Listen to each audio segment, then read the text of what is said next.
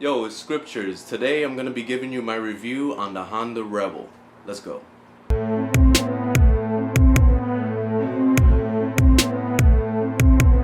Alright, so I have a lot to cover here, so let's get to it. I've had this bike now for 3 years. I hit 10K miles just a week ago. Yeah, this baby's getting old and it's taking a lot of punishment, but she can handle it. And for the price, the build quality is great and maintaining it is pretty cheap.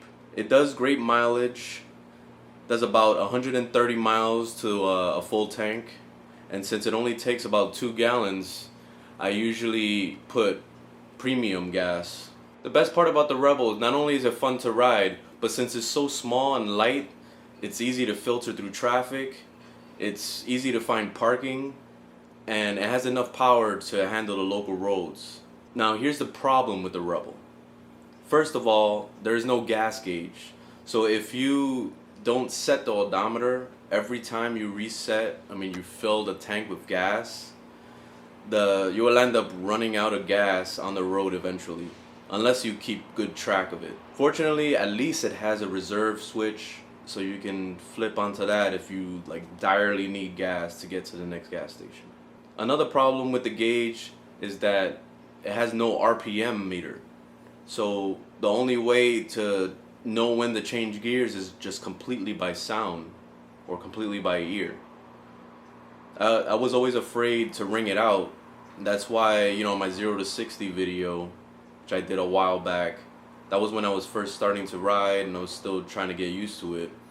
I didn't change gears at the right time. I spent too much time just trying to change it fast, and that is the worst thing for a 0 to 60 video, so I'm probably gonna do that again someday. Now let's talk about the shifter.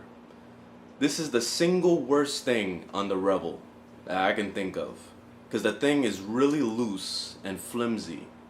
So sometimes changing gears, if you're going from first to second, you could land up hitting it into neutral by accident, making yourself look like a fool on the streets, because you're gonna be and you're not going anywhere. This is the worst thing. I don't know if it's just the Rebel that does this or if it's mine that's fucked up, but I've taken it to be serviced twice and I asked them to at least fix it up a little bit for me, but every time they say they did something, it fixes it for 2 seconds and then it's back to being flimsy and terrible. So I guess this is just how it's built. I don't know. That's the worst shit ever. And then putting it into neutral when you stop at a light or something and you want to just relax for a second is the biggest headache ever. Because going from first gear to second gear, that's when it really wants to go to second gear. But when you want it to go to second gear, it wants to go to neutral. The last thing is its ability to go on the highway. And here in South Florida, the highways have 2 types of people.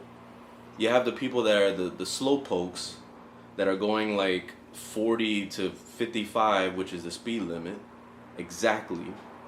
And then you have the other guys that are the speed racers that want to go 80, 90 down the road like they're fucking late for something all the time.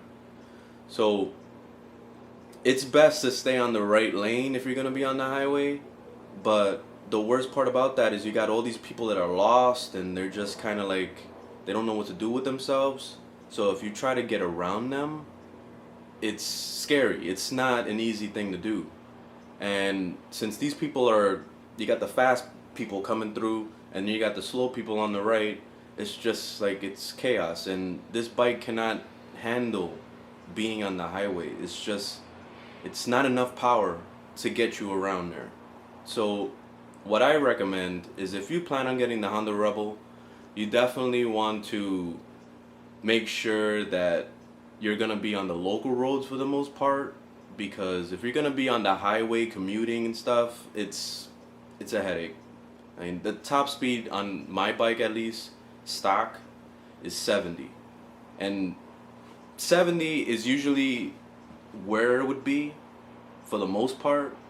But if I'm going down a hill, or maybe if I catch the right gust of wind or something, I would hit 75 to 80. If I see 80, it's holy shit, I'm hauling ass. It's amazing. But it's rare. It's pretty much 70 is the top speed. That's what I got in my head. I already know. So I try to stay on the right lanes in the highway, and then I try to like just kind of maneuver here and there when I can. As far as my review goes, I think that depending on how you're gonna be riding this bike is essential to whether or not you should get it. Because in my situation, I'm always on the highway a lot. I'm always trying to go places that are really fucking far, and everything over here in South Florida is a highway. And if you take the local roads, you're gonna take like quadruple the time because there's so much traffic out here. It's just insane. But other than the highway thing, the Honda Rebel is a great choice for getting around the local roads, getting around, you know, just commuting around town or, you know, locally. It's great and it's fun, man. It's so light and it's so easy to just like practice on. If it's your first bike, then it's perfect. But I can't really recommend it for the long term because it's too slow and it becomes a problem after a while. You eventually get your mindset like you already learned how to ride, and then it's like, okay, what do I do now? Like I'm just stuck with this now. Now I want to upgrade. So that's my dilemma. But if you just want the Honda Rebel just to bop it out and do all that stuff, then it's perfect. It's great. It's a great little bike. You can handle that stuff. Well, that's my review on the Honda Rebel. Hope you enjoyed it. And subscribe to my channel for plenty more videos on the Honda Rebel. I'm going to have a lot more videos. Thanks for watching, guys.